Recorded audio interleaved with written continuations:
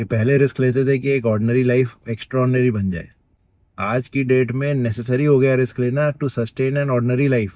Extra ordinary की तो stage अब और दूर हो गई है। पहले हमारे पेरेंट्स यूज टू अर्न अच्छा खासा, उनको एफडी से ही रिटर्न निकल आता था, तो उनका काम एक था कि जॉब सरवाइव करो, पीछे से पैसा एफडी से ग्रो होते भी रहेगा और उसी के थ्रू विद टाइम घर भी बन जाते थे और एक नॉर्मल लाइफस्टाइल चलते रहता था।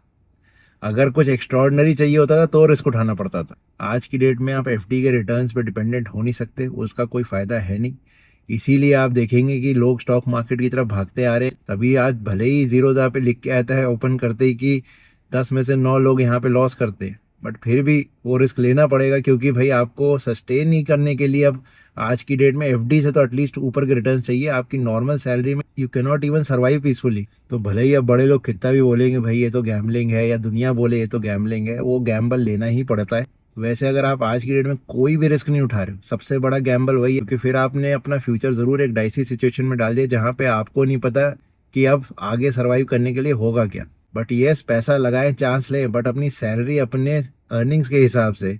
यही नहीं कि अर्निंग है 30,000 और चांसेस हम ले रहे हैं 30 लाख के, क्योंकि फिर वो प्रेशर जो आ जाता है वो आपको एक नई सोच की तरफ लेके जा ही नहीं सकता। वो आपको सिर्फ उसी थॉट में रखेगा कि मैं इस कर्जे को किसी तरीके से बड़ा हाथ मार के ही वापस चुका सकता हूँ, और उस बड़ा हाथ मारने के चक्कर में आप और फंसते चले जाओगे इसी चीज में।